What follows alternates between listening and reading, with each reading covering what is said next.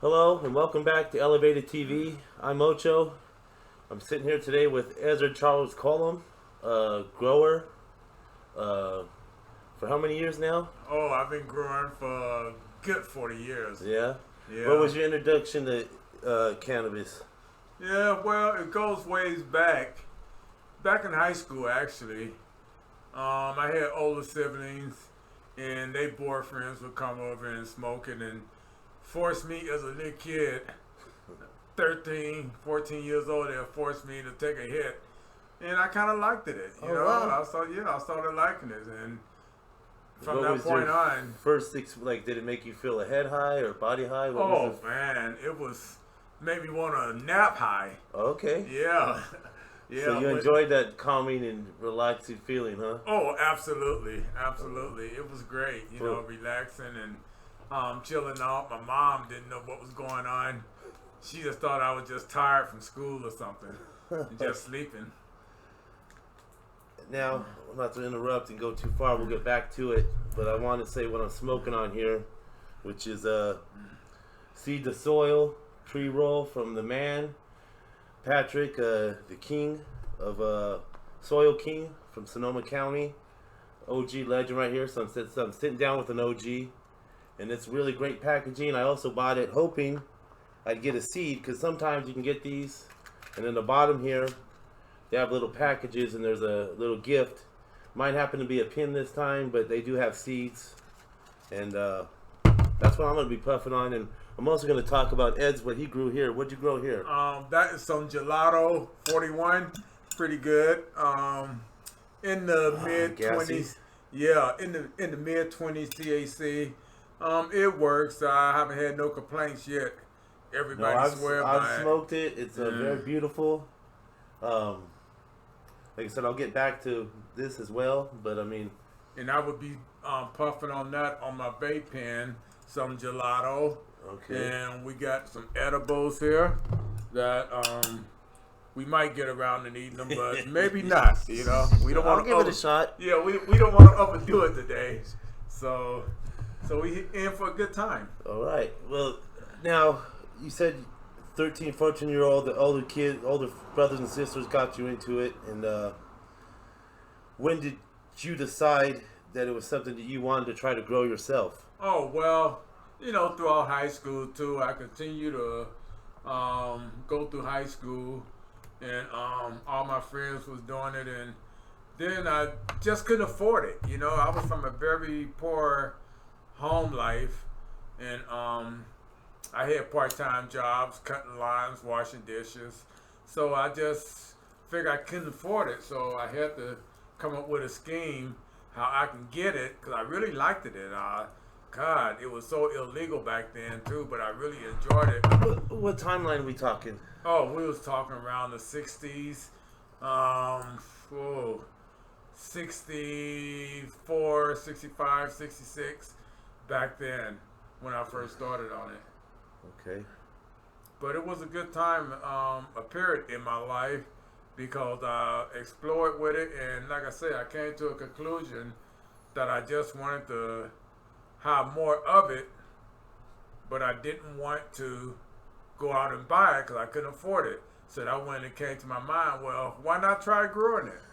You know? And back into those times, I'm sure there was, as you got a bag, you'd have to shift through the seeds. So that's how you found your first seed, or decided to grow in the backyard? Or? Oh, absolutely, absolutely. We was buying what they call four fingers or lids for $10, and believe me, you did not get $10 worth. You know, after you sift through it and got out the seeds, got out the branches, you be lucky to get $5 worth. Yes, and please, this is strictly Pato Batan, our opinion or my opinion. So we're always trying to promote love, and we're just talking about the struggles we had to go back in the day, and how some of you kids now, you just walk in and you can get live resin and some great products, but it came from the hard sweat of some of these guys that were outlawing it back in the day. Oh now, yeah. how was the stigma attached to it then? So I mean, you really had to keep it secret. And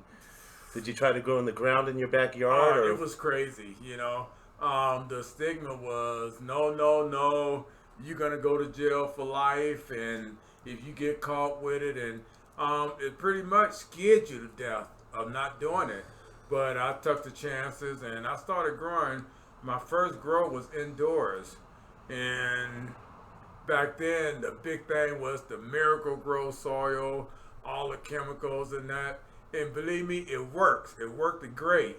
Nice, good plants, but it tastes like pure shit that you don't mind me saying. No, no. You know, from the Miracle Grow. But that don't even exist no more. We got high quality soil now.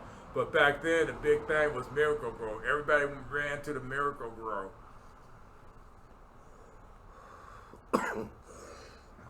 So, do you prefer indoor or outdoor to grow? I mean, I know you do both. Oh yeah, I definitely do both.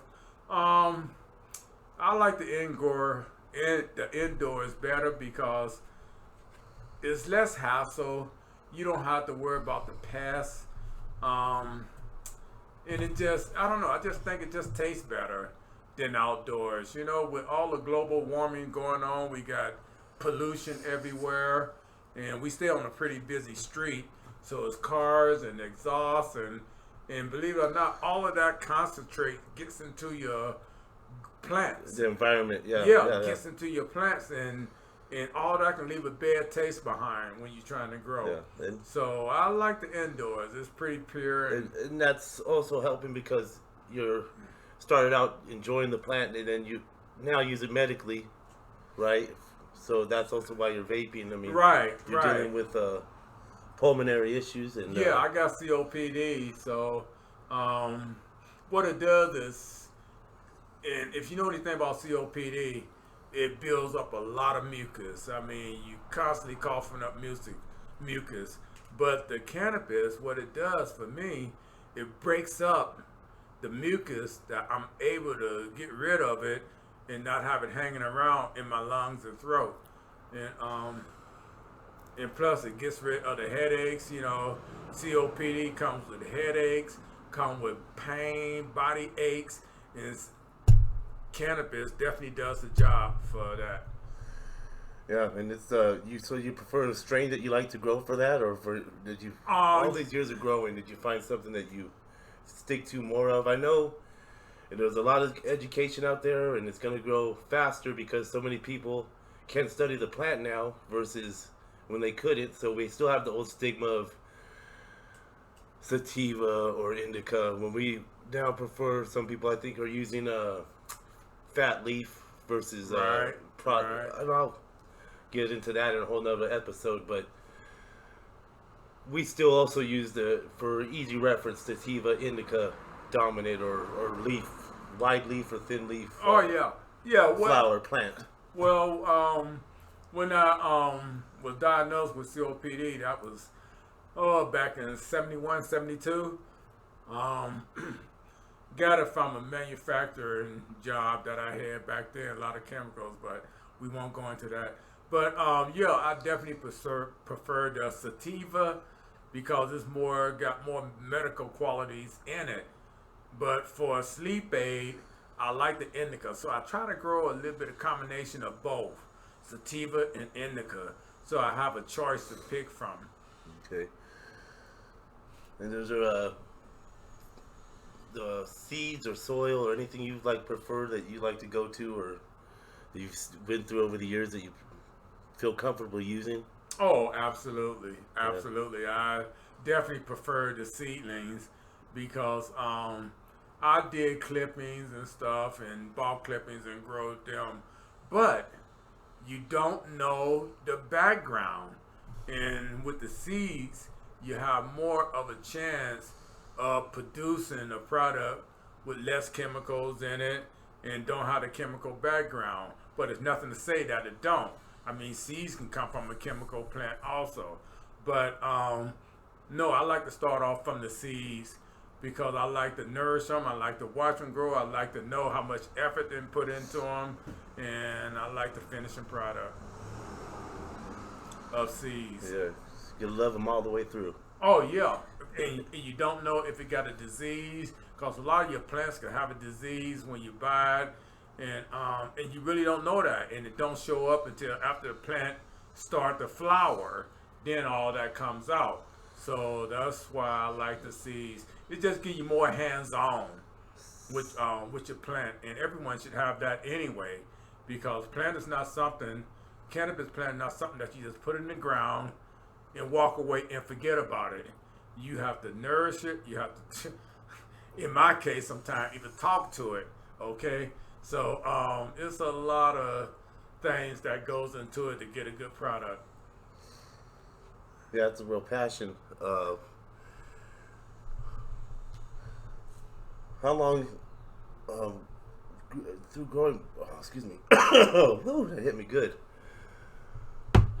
I was gonna lead into how was it navigating the industry as a outlaw and a minority? I mean, growing this whole time and being able to navigate and be able to grow, and what were some of the struggles? Oh, I read a lot of books and stuff. One of my old favorites writer was Ed Rosenthal. I used to read all his books on growing, and I just did my own thing. I didn't let too many people know that I was doing it, and I got through it that way. I kept it to myself. Just a few friends knew when harvest time came around, but other than that, it was mostly just a really mellow, low-key growing operation I did right out my home, and it worked out great.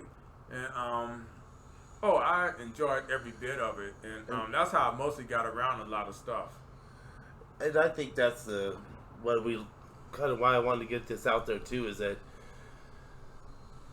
there were so many people for so long that have that community of that are connected to their grower, and it's almost like a family through love, and it's really the industry now is kind of disconnected from that a bit, because you walk into a dispensary, you're going into a store, you don't know where the hell it came from, and I'm just trying to, like I said, it's part of what I'm doing here is trying to keep that alive. That these guys, the four founders of this beautiful plant, these guys, the first stewards of it, they were treating it right, are out here. They have a community that supports them, from the ground up, and they support each other. They know, I'm selling it to this guy. Absolutely. I'm selling it to this guy, but he's also might be my cousin I'm selling it to. So I want to Right. make sure he has the best things. Right. I want to make sure I'm putting my love into it, so he feels my love when he comes over here, and he's partaking or, being able to share that medicine and love. So I appreciate that, and you hit the nail right on the head when you say that personal touch, because when you go into the clubs, I mean, you can go to the same club week after week, month after month, but it's still not that personal touch as if you had someone in your neighborhood or relatives or something growing like myself.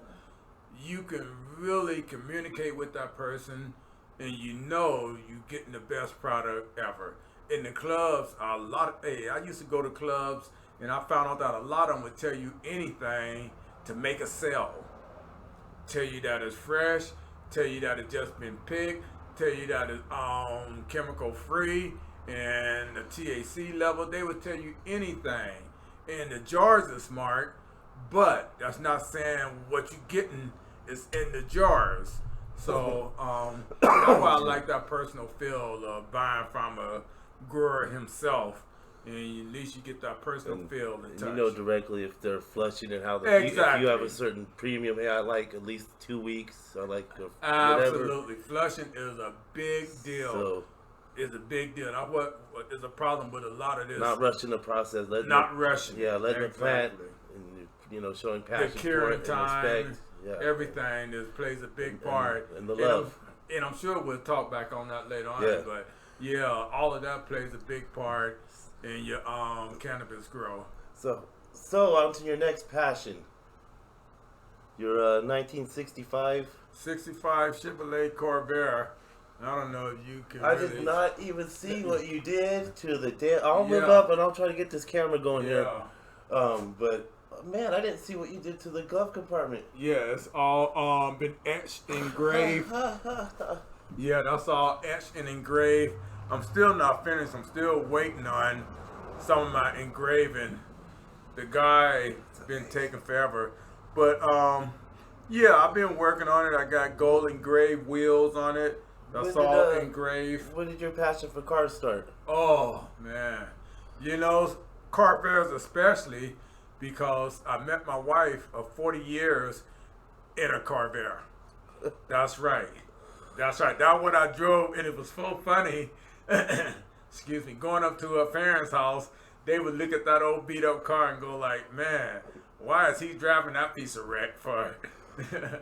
But it's just one of them things that bring back memories, and that's why I figured I would do a custom build on a Covair. Now, was that You your know? first attempt at a custom build? Was it Corvette? Oh no, I had other custom cars, but I always bought them as customs. As like I say, having older siblings, they boyfriends would sell me cars that they had that was customs and semi-custom. So I figure I'm gonna get into that. So cannabis one, custom cars was two, was my first love in the early age. So how long did it take to complete? Oh man, you know, Eddie is something like it's never complete. You know, as long as you got it, you constantly changing, you constantly doing things. You know, it's never done. You know, so I'm not gonna say that. Yeah, it's so it's an complete. art, piece of art that you're working on. Always, Yeah. always a piece of art that you're working and adding to. That, like I say, you are never done with it. Yeah. But I enjoyed it. You know, it's a passion. And how did the lowrider community work in hand, you know, with the cannabis community? I mean, it's obviously a family too. I mean, Oh yeah. Well, most of my, I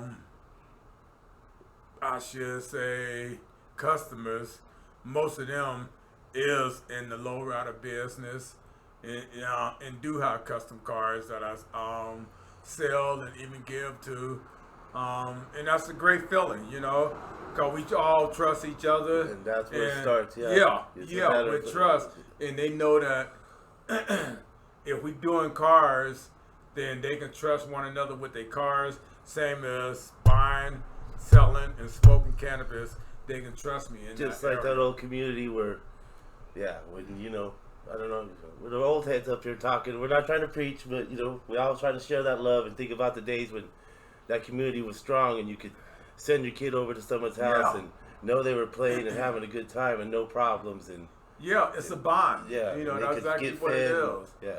It's a bond, and it's a beautiful bond, you know, that we all go hand in hand with. But you can go on my website, Cullome, Cullome at yahoo.com, and you can see more of my Covair on there. Yes, we'll get some other pictures up too. I'll try to do a better job of moving the camera around, maybe switch over platforms, see if I can edit it. This is all new to me, so give me a little time. Yeah. But you want to shout out to Car Club?